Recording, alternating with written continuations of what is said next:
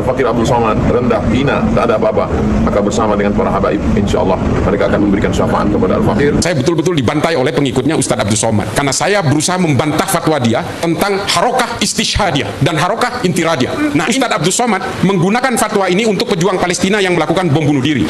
Keluarga Ba'alawi, zuriat Rasulullah, mereka tidak hanya sekedar berdakwah, tapi mereka juga hebat dalam bidang tijarah. Bagaimana supaya orang-orang tidak bisa menerima Islam? Diserang Arabnya dulu, saudara. Sebetulnya tujuannya bukan nyerang Arab, nyerang Islam.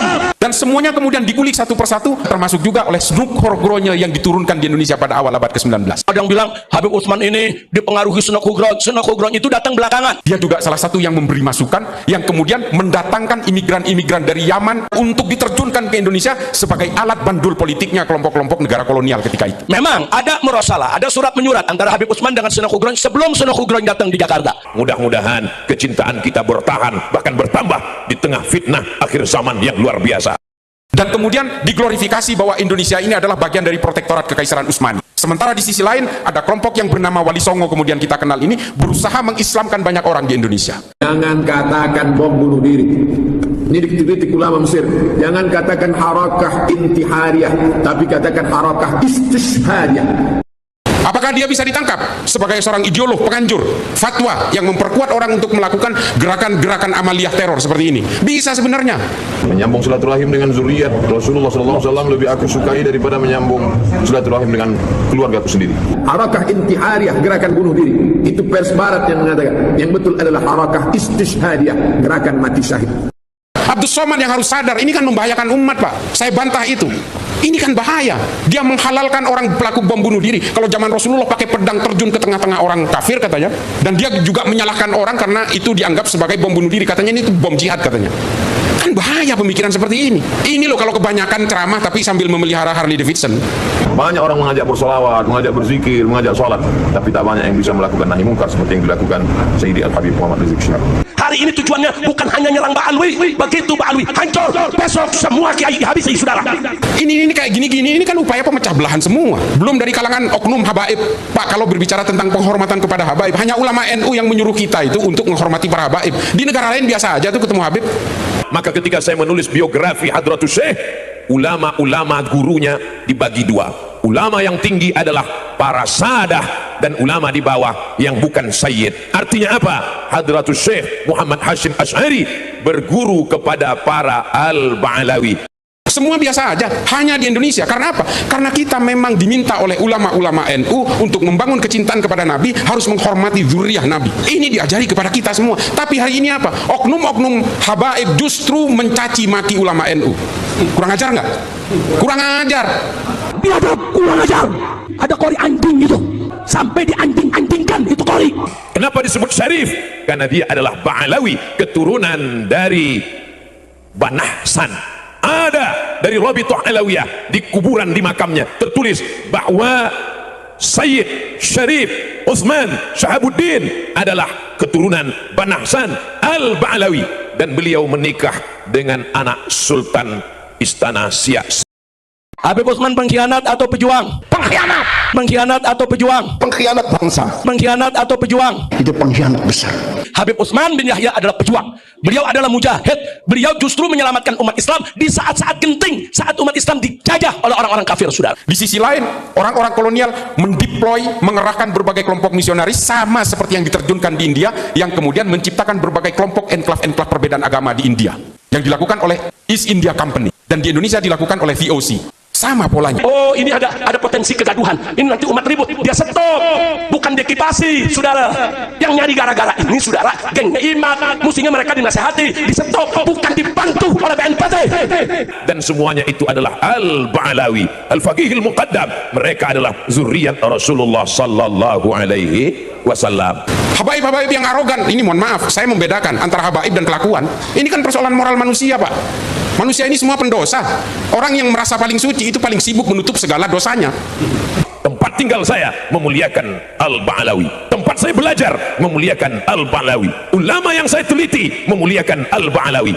Habib Utsman selama menjabat jadi mufti tidak pernah terima gaji dari Belanda. Nah, kemudian saudara, begitu Snook Hogron datang, Snook Hogron ini yang mengusulkan kepada Belanda untuk menggaji Habib Utsman. Kalau yang bukan Habib, jangan ngaku Habib, bikin malu. Jol. Jo, jangan ngaku-ngaku keturunan Nabi, Jo ya. Banyak kok katanya kiai-kiai yang nasabnya itu disembunyikan. Halo, kalau emang Habib, kenapa nggak dari dulu aja bilang Habib, udah kelar. Gitu. Kalau misalkan Sayyid, ya udah dari dulu aja panggil Sayyid. Ya memang disembunyikan, ada sebabnya. Kenapa? Ya karena perang lah, Beb. Ini sudah dari zaman dulu. Kalau ngaku sebagai Zuriyahnya Wali Songo, ngaku ulama, ditangkap, dibunuh. Beda sama Njit Nyantum. Njit Nyantum itu kan teman akrabnya Senok Hurgonye, sahabat baik Mufti Batavia, dibayar tiap bulan 100 gulden sama Belanda, sepertujuh gajinya Senok Hurgonye. Ya, Habib Utsman memang ada kedekatan, tapi kedekatan itu sebatas beliau ingin menjaga masolihil ummah. Nggak ada fatwa Habib Utsman yang mengharamkan jihad, nggak ada ya, Pak. Saya nggak mau mencaci maki dia, enggak, tapi tolong ini diralat fatwanya, karena imbasnya kepada umat sungguh luar biasa, Pak. Saya pikir dia anti Wahabi, ternyata nggak juga, sama kelakuannya. Saya itu anti Wahabi karena dia menganjurkan kebencian dan mengkafir-kafirkan orang lain. Ternyata ini sama. Ini yang saya maksud dengan upaya memecah belah kalangan Nahdien dari dalam.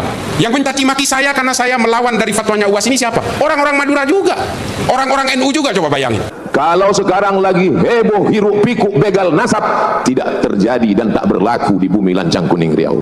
Karena cinta kita kepada kakeknya, darah mereka mengalir dalam cucunya. Mudah-mudahan kecintaan kita para habaib zuriat Rasulullah kita mendapatkan syafaatnya insyaallah. Nggak usah Anda percaya dengan fitnah macam-macam, omongan macam-macam.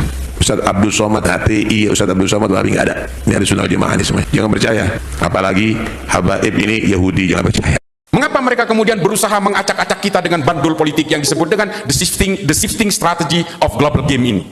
Ini yang kita alami hari ini. Racun-racun pemikiran yang sekarang sedang disebarkan oleh para pembenci habaib yang ingin memfitnah Habib Utsman bin Yahya. Akar-akar politik berideologi kekerasan inilah kemudian yang menjadi berbagai hantu kita hari ini. Dari berbagai kerentanan-kerentanan agama yang dijadikan sebagai tunggangan-tunggangan politik untuk mencapai tujuan kekuasaannya. Siap serbu istana, siap serbu istana, siap ambil alih kekuasaan, takbir, siap berjihad, siap berjihad. Terciptanya Al-Qaeda, ISIS, dan berbagai organisasi teror di Indonesia, JI, JAD, JAK, JAT, JAS, MMI, MIT, MIB, NII, Khilafatul Muslimin. Ini semua karena punya cita-cita politik daulah khilafah. Kelompok FPI juga ingin menegakkan khilafah. Bahwa Al-Khilafah adalah bagian daripada ajaran Islam. Al-Khilafah sekali lagi adalah merupakan bagian daripada ajaran Islam. Jadi nggak mesti nunggu 20 tahun, nggak mesti nunggu 30 tahun, enggak. 2019, kalau kita bisa rebut secara konstitusional, maka tahun 2020 syariat Islam sudah bisa jalan di Indonesia. Siap bersatu, siap bersaudara, siap rebut Indonesia, takbir. Yang mengatasnamakan Habib-Habib dan sebagainya. Dan ini kemudian memecah belah. Para habaib ini datang ke Indonesia dengan menggunakan basis dasarnya tasawuf, kerendah hatian, tapi hari ini gara-gara politik, para habaib juga berpolitik dan saling mencaci maki satu sama lain. Politik semua, Pak, yang merusak. Siap turunkan Jokodok, siap turunkan Jokodok, siap lengserkan Jokodok, takbir. Makanya kemudian pemecah belahan itu terjadi di sini.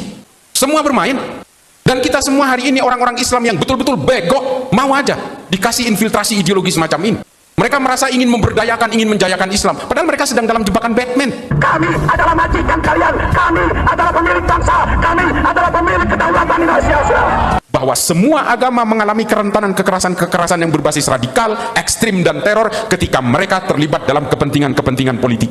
Pertentangan-pertentangan politik ini kemudian membuat orang-orang Eropa, kolonial Eropa, membuat satu kesimpulan bahwa semua kelompok agama ini harus dijadikan mesin-mesin politik. Jadi jangan terlalu naif, ditambah-tambahin, didramatisir, seolah-olahnya Habib Utsman nih dekat sama Belanda, dibayar Belanda, antek Belanda, fitnah. Bahkan Habib Utsman selama jadi mufti nggak mau terima gaji dari Belanda. Itu aja udah menunjukkan sikap, saudara, ihtiyat, wara, nggak mau makan duit dari Belanda. Lalu kenapa jabatan muftinya diterima? Lihifdil ummah, liriayatil ummah, untuk menjaga maslahat umat Islam, sebagai alat untuk menghegemoni negara-negara jajahan. Lalu diutuslah 25 orang Eropa untuk berpura-pura menjadi Islam, berpura-pura menjadi Hindu, berpura-pura menjadi Buddha, untuk ingin tahu apa kelemahan Hindu, kelemahan Buddha, dan kelemahan Islam. Mulai kapan ngaku ahli sunnah wal jamaah ngajarkan benci sama habaib? Mulai kapan? Anda karena hanya kepentingan sesaat, Anda sudah fitnah habaib kemana-mana sekarang.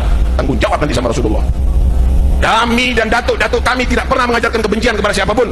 Kami datang ke Indonesia bukan untuk menjajah kepada Anda, tapi kami dan datuk-datuk kami semuanya datang kepada Anda untuk mencetak ulama, kiai-kiai ada di Indonesia ini. Datuk kami adalah bukan makan harta Anda. Lihat bagaimana sekarang semuanya. Anda muhibbin, Anda cinta kepada habaib, Anda ada di sini. Tapi habaib bagaimana menghargai Anda? Dipotongkan kambing 100 lebih untuk Anda. Anda datang ke sini bawa apa? berapa? Paling gula 1 kilo. Ditemukanlah rahasia kelebihan dan kekurangan dari setiap agama itu. Islam terutama, kemudian dibuat satu kesimpulan bahwa orang Islam jangan sampai berkenalan dengan ilmu pengetahuan. Yang kedua, orang Islam diharuskan untuk diperkenalkan dengan cita-cita politik. Habib Utsman itu lurus. Beliau sufi, beliau tasawuf, tapi betul-betul sejalan dengan ajaran syariat, ya kawan. Oh, luar biasa dahsyat. Maka itu kalau antum baca kitab Habib Utsman yang berjudul Manhajul Istiqamah, saudara, di situ Habib Utsman menyerang habis-habisan segala bentuk praktek syirik dan mistik yang ada di kita punya negeri. Kalau orang Islam ini berkenalan dengan cita-cita politik, maka mereka akan saling tikam sesama orang Islam dan mereka akan saling bunuh sesama orang Islam. Mereka akan cenderung menghabisi siapapun yang berbeda dengan keimanannya. Siap korbankan nyawa demi habaib. Siap korbankan nyawa demi habaib. Siap korbankan nyawa demi habaib. Allahu Akbar. Siap berperang. Tidak peduli agama. Kita akan melawan sampai ajal. Saya ingatkan kepada semua umat Islam, siapkan senjatamu, siapkan senjatamu. Kalau besok ada panggilan jihad untuk menghabisi PKI yang ada di mana saja, siap tidak? Siap tidak? Takbir! Takbir! Sehingga akhirnya apa? Agama mengalami kerentanan untuk dipakai sebagai alat melegitimasi berbagai perjuangan-perjuangan politik untuk menguasai negara. Apakah di dalam Islam sejarah ini dimulai hari ini? Tidak. Sejak zaman Rasulullah sudah ada kelompok radikal yang diwakili oleh Zulhuwaisirah At-Tamimi.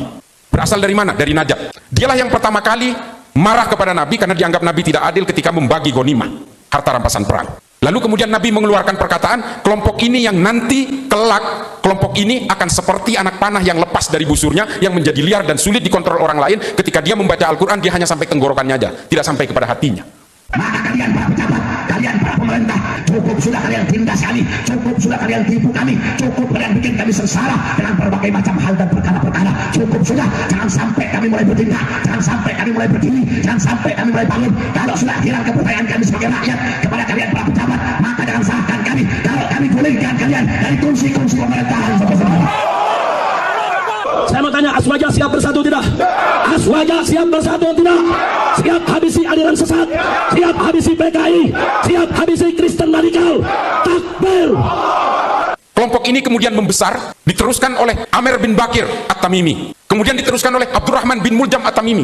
Inilah kelompok yang disebut dengan kelompok Khawarij. Mereka akan menjadi kerikil dalam sepatu setiap kekuasaan siapapun. Dia tidak akan berhenti sampai dia sendiri yang berkuasa. Tapi memang Tuhan tidak pernah memberi izin dia untuk berkuasa sampai hari ini. Kalau kemudian kelompok-kelompok sayap kanan, ekstrim kanan seperti ini tidak pernah berkuasa dan tidak pernah menang pilpres di Indonesia, berarti Tuhan masih menyayangi bangsa ini. Berita bohong, fitnah, adu domba, caci maki, luar biasa. Alhamdulillah bisa ketangkep yang menyebarkan fitnah. Itu namanya Muslim Cyber. Koordinatornya Habib bin Ahl Bait. Salaman, cium tangan. Saya mau salaman sama Habib itu. Namanya Muhammad Lutfi Al-Habsyi dari Tebet. Itu koordinator penyebar fitnah adu domba. Mau cium tangan? Habib mau cium tangan? Ya dong. Kayak sadri bulan orang nggak suruh barang garut cium tangan. Mulai kapan? Udah baca kitab ente? Nggak baca kitab? Mau sok jadi kiai? Bukan kiai ente. Palsu kau. Wallahi palsu. Kamu yang menyesatkan umat. Kamu yang menyesatkan umat. Nggak usah diikuti model demikian. Nggak usah diikuti model demikian. Jadi kalau ulama dulu, nasionalisme, pendeta, pastor memutuskan bahwa Pancasila ini adalah wadah bersama, ini nggak salah Pak. Secara genealogis ini mengakar kepada pemikiran berbagai agama. Saya mengatakan bahwa Islam tidak pernah punya sejarah politik yang gemilang, tidak pernah. Kalau Nabi Muhammad jangan dibaca. Nabi Muhammad ini punya sifat maksum, dihindar dari kesalahan. Tapi pasca kenabian, after the prophet era, umat Islam selalu gagal untuk mewujudkan mimpi-mimpi politik. Khulafaur Rasyidin gagal. Mengapa saya berani mengatakan gagal? 3, bahkan saya mengatakan 4 dari khalifah paling utama itu juga mati terbunuh. Kenapa? Habib Rizik, saya berkali-kali dicoba untuk dibunuh, saudara-saudara. Berkali-kali percobaan pembunuhan, diracun, dipenjara, berkali-kali ingin dibunuh. Kenapa? Karena di dalam tubuh kami mengalir darah Rasulullah. Bani Umayyah, 6 dari khalifahnya mati diracun. Cucu Nabi mati diracun, Sayyidina Hasan. Sayyidina Husain dibantai di padang Karbala, dipenggal lehernya, ditusuk ke ujung pedang kepalanya, lalu diarak di jalanan di Damaskus dan kemudian ditepuk tangani. Kemudian setelah itu ditaruh kepalanya di baskom, dipersembahkan kepada Yazid bin Muawiyah, rajanya. Nah ini kenapa? Karena politik Pak. Permusuhan Sunni dan Syiah bertahan sampai hari ini 1421 tahun. Karena apa? Karena politik. Persoalan politik Pak mengatasnamakan agama. Semua kejahatan akan terlihat terhormat. Yazid tidak pernah merasa salah. Abdurrahman bin Muljam At-Tamimi membunuh Sayyidina Ali, sepupunya Nabi, mantunya Nabi, tidak pernah merasa bersalah sampai dibakar hidup-hidup pun dia tidak menyesal karena dia merasa membunuh orang kafir. Jika akan kita halalkan makanan yang kata makan itu.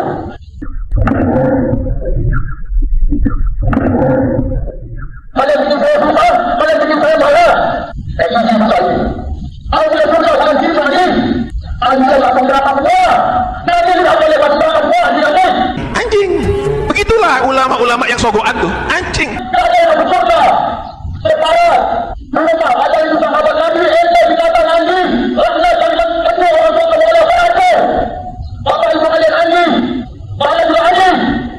Semua agama diturunkan oleh Allah, oleh Tuhan, ketika manusia sudah lalai dalam kemanusiaan dan kedamaian.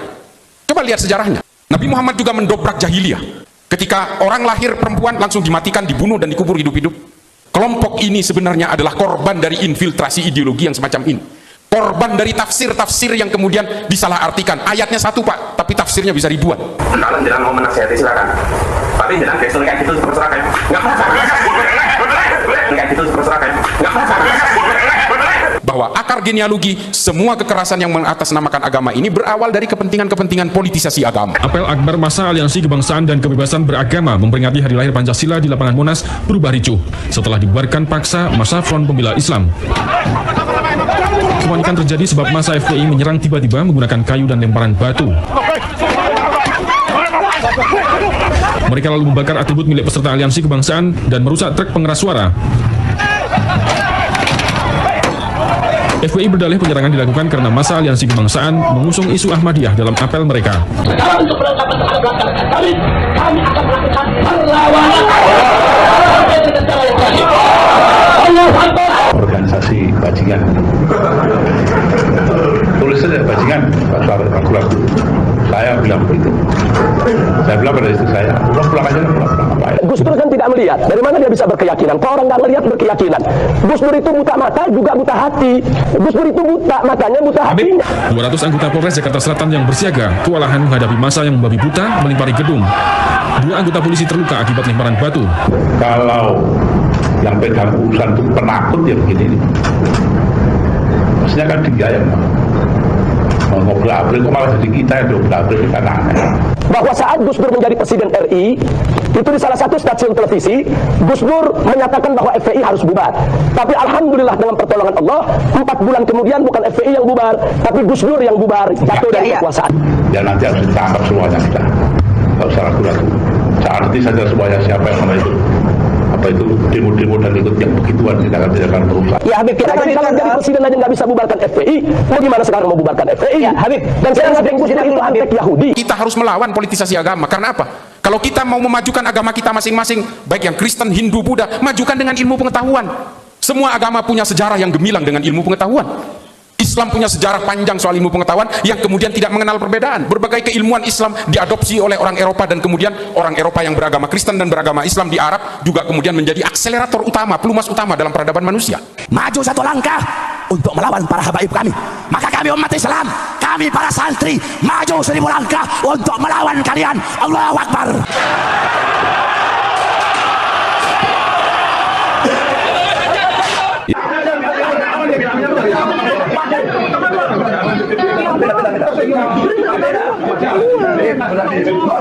Hati-hati Pak Jokowi, kalau sampai terjadi gerakan people power, maka Anda finish, Anda selesai. Bahkan Anda akan pensiun dengan sangat terhina. Lalu dia mengatakan wajib seluruh umat Islam mendukung khilafah. Yang jadi rujukan adalah Imamul Hakim dalam Al-Mustadrak ala Sahihain. Saya udah baca kitab ini. Solusi penyelesaian umat ini hanya apa itu? Khilafah. Gaknya khilafah, maka selesailah masalah. Katanya disohhikan oleh Az-Zahabi. Justru Az-Zahabi yang mengkritik kitab ini karena dianggap Imamul Hakim itu menulis kitab ini dalam keadaan pikun. Kapan rahmatan lil alamin itu baru dapat diwujudkan? Bukan dengan kenabian, bukan dengan Al-Quran di tangan, tapi setelah tegaknya khilafatul nubuwwah. Ini loh, kita kadang-kadang betul-betul dikelabui oleh narasi-narasi dan dalil-dalil agama karena mereka memanfaatkan ketidaktahuan kita tentang literatur agama. Saya betul-betul dibantai oleh pengikutnya Ustadz Abdul Somad karena saya berusaha membantah fatwa dia tentang harokah istishhadiyah dan harokah intiradiyah. Nah ini selalu dipakai, percaya nggak Bapak? Konon Ustadz Abdul Somad menggunakan fatwa ini untuk pejuang Palestina yang melakukan bom bunuh diri. Apakah dia bisa ditangkap sebagai seorang ideolog, penganjur fatwa yang memperkuat orang untuk melakukan gerakan-gerakan amaliyah teror seperti ini? Bisa sebenarnya. Cuma kita tidak perlu melakukan penegakan hukum untuk menangkap orang-orang seperti Abdul Somad. Abdul Somad yang harus sadar, ini kan membahayakan umat, Pak. Saya bantah itu. Ini kan bahaya. Dia menghalalkan orang pelaku bom bunuh diri. Kalau zaman Rasulullah pakai pedang terjun ke tengah-tengah orang kafir katanya. Di Indonesia hari ini, di hari ini di abad modern ini tidak perlu pakai pedang, pakai bom aja meledakkan diri. Dan dia juga menyalahkan orang karena itu dianggap sebagai bom bunuh diri. Katanya ini bom jihad katanya. Kan bahaya pemikiran seperti ini. Ini loh kalau kebanyakan ceramah tapi sambil memelihara Harley Davidson. Saya nggak mau mencaci maki dia, enggak, tapi tolong ini diralat fatwanya. Karena imbasnya kepada umat sungguh luar biasa, Pak. Saya pikir dia anti Wahabi, ternyata nggak juga, sama kelakuannya. Saya itu anti Wahabi karena dia menganjurkan kebencian dan mengkafir-kafirkan orang lain. Ternyata ini sama. Ini yang saya maksud dengan upaya memecah belah kalangan Nahdien dari dalam. Yang mencaci maki saya karena saya melawan dari fatwanya UAS ini siapa? Orang-orang Madura juga, orang-orang NU juga, coba bayangin. Saya marah kalau ini, karena hasil dari interogasi terhadap berbagai teroris itu, salah satu yang menjadi rujukan adalah fatwa-fatwa dari ulama seperti Abdus Somad, yang memperbolehkan untuk terjun ke tengah-tengah orang dan meledakkan diri. Memang ada disclaimer yang dikatakan oleh Abdus Somad di dalam videonya, untuk wilayah-wilayah perang boleh melakukan itu. Di Indonesia sebagai negara aman tidak boleh katanya. Tapi menurut teroris kan ini bukan daerah aman. Menurut teroris Indonesia ini kan Darul Harb, daerah perang yang harus dikuasai. Semua orang yang bernaung di bawah Pancasila dan Undang-Undang Dasar 45 ini adalah orang jahiliyah yang halal darahnya. Makanya mereka menganggap Indonesia ini bukan daerah aman buat kelompok teroris itu. Jadi persoalan aman dan tidak aman ini menjadi disclaimer buat saya. Makanya nggak usah lah ngeluarin fatwa-fatwa seperti itu. Bahaya buat umat. Kalau orang yang masih bisa mencerna, oke, that's fine. Tapi kalau orang yang tidak bisa mencerna keilmuan agamanya, ini kan selesai semua. Lalu dia mengatakan wajib seluruh umat Islam mendukung khilafah. Yang jadi rujukan adalah Imamul Hakim dalam Al-Mustadrak ala Sahihain. Saya udah baca kitab ini. Katanya disohhikan oleh Adz-Dzahabi. Justru Adz-Dzahabi yang mengkritik kitab ini karena dianggap Imamul Hakim itu menulis kitab ini dalam keadaan pikun. Ini loh, kita kadang-kadang betul-betul dikelabui oleh narasi-narasi dan dalil-dalil agama karena mereka memanfaatkan ketidaktahuan kita tentang literatur agama. Padahal Islam itu, Pak, Islam itu punya sejarah literatur yang luar biasa sehingga mengilhami keilmuan-keilmuan di Eropa hingga hari ini. Lensa HP ini yang menciptakan prototipe pemikiran awalnya ini orang Islam, Pak. Nama kitabnya Al-Haya. Lalu kemudian kitab ini diusung ke Jerman, kemudian disempurnakan. Yang kita tahu hari ini yang menciptakan lensa kamera itu orang Jerman. Kalau ada yang berusaha membantah saya, ini semua soheh. Temuan-temuan Phil Caruso dari Tillman University ini betul adanya. Menurut Phil Caruso, kalau NU ini tumbang, Muhammadiyah, organisasi-organisasi keagamaan lain, ini mudah sekali. Organisasi-organisasi keagamaan yang moderat mudah sekali untuk ditumbangkan juga. Nah, melihat ini kemudian berbagai gerakan-gerakan power global, kekuatan-kekuatan global dari negara barat melakukan operasi-operasi pemecah belahan ini. Ada NU garis lurus, NU garis miring, NU garis lucu. Enggak itu teman, janganlah, itu teman saya. Ini kayak gini-gini, ini kan upaya pemecah belahan semua. Belum dari kalangan oknum habaib. Pak, kalau berbicara tentang penghormatan kepada habaib, hanya ulama NU yang menyuruh kita itu untuk menghormati para habaib. Di negara lain biasa aja tuh ketemu habib. Serius, saya udah berkeliling, Pak, ke banyak negara. Saya ke Afrika berkali-kali, ke Asia Selatan, Asia Tenggara, Asia Amerika Selatan. Saya tinggal di Amerika 5,5 tahun. Semua biasa aja, hanya di Indonesia. Karena apa? Karena kita memang diminta oleh ulama-ulama NU untuk membangun kecintaan kepada Nabi, harus menghormati zuriyah Nabi. Ini diajari kepada kita semua. Tapi hari ini apa? Oknum-oknum habaib justru mencaci maki ulama NU. Kurang ajar nggak? Kurang ajar. Kita hari ini masih takdim kepada para habaib karena melihat para habaib yang tawaddu, yang masih berbasis tasawuf, Habib Lutfi, Habib Syekh, Habib-habib dari tapal kuda yang betul-betul menginginkan kita supaya kita betul-betul hablum minan nas, hablum minallah, kita betul-betul menjunjung tinggi kemanusiaan, kita betul-betul harus menciptakan kedamaian, rendah hati dan sebagainya. Karena kita masih melihat para habaib yang tawaddu itu. Habaib-habaib yang arogan, ini mohon maaf, saya membedakan antara habaib dan kelakuan. Saya membedakan itu. Ini kan persoalan moral manusia, Pak. Manusia ini semua pendosa. Orang yang merasa paling suci itu paling sibuk menutup segala dosanya. Ini kan logika dasar. Semua manusia ini punya takdir yang sama, punya kelakuan baik dan kelakuan buruk. Ketika manusia itu gagal mengalahkan dirinya, dia akan sibuk mengalahkan orang lain. Ini loh, ini fihi ma fihi, ini Jalaluddin Rumi. Dan ini diajarkan oleh kiai-kiai saya, karena berbasis tasawuf. Dan ketika orang merasa paling suci, dia pasti akan sibuk menutup segala celahnya, menutup segala cacatnya. Kita nggak perlulah merasa paling suci, kita ini nggak punya sifat maksum kok. Kita, bagaimana caranya kita menghargai manusia lain? kita menghargai dan membentuk perdamaian di antara seluruh umat manusia. Ini kan ajaran-ajaran kitab NU, Al-Mujalasah wa Jahirul Ilmi. Irsyadul Ibad juga menulis itu, bahwa kita betul-betul harus bertumpu kepada kemanusiaan. Habib Ali Al-Jufri, Al-Insaniyah Qabla Tadayun, itu mengatakan, sebelum kamu mengenal agama, kenali dulu kemanusiaan. Kalau enggak, kamu itu akan arogan. Arogannya akan mengalahkan konsep-konsep ketuhanan. Kamu akan merebut wilayah-wilayah ketuhanan. Kamu akan sombong karena agamamu. Ini Habib Ali Al-Jufri. Dan diterbitkan dalam berbagai bahasa. Al-Insaniyah Qabla Tadayun, Humanity Before Religiosity. Saya punya dua, versi Arab sama versi bahasa Inggrisnya. Dan gak ada yang menerjemahkan ke bahasa Indonesia. Saya heran juga, padahal buku ini luar biasa ini. Cuma 21 halaman. Silakan baca, Bapak Ibu sekalian. Mungkin ada yang udah baca. Kita ini kan semua beragama karena keturunan, Pak. Bapak Ibu sekalian, para kiai, mohon maaf. Ini kata Habib Ali Al-Jufri, takdir keimanan kita ini kan tergantung dari kelahiran kita. Saya Islam karena saya lahir di Madura, orang tua saya beragama Islam, kakek saya beragama Islam, maka kemudian menjadi Islamlah saya. Kalau saya lahir di Manado, wah, kulit saya putih, Pak, kinclong ini, glowing. Dan mungkin agama saya Kristen. Nah, karena kelahiran-kelahiran yang kemudian merunut kepada keimanan-keimanan inilah, oleh kata Habib Ali Al-Jufri, kita harus menghormati orang meskipun keimanan itu tanpa kompromi, tapi dalam soal kemanusiaan kita tidak boleh berkompromi dengan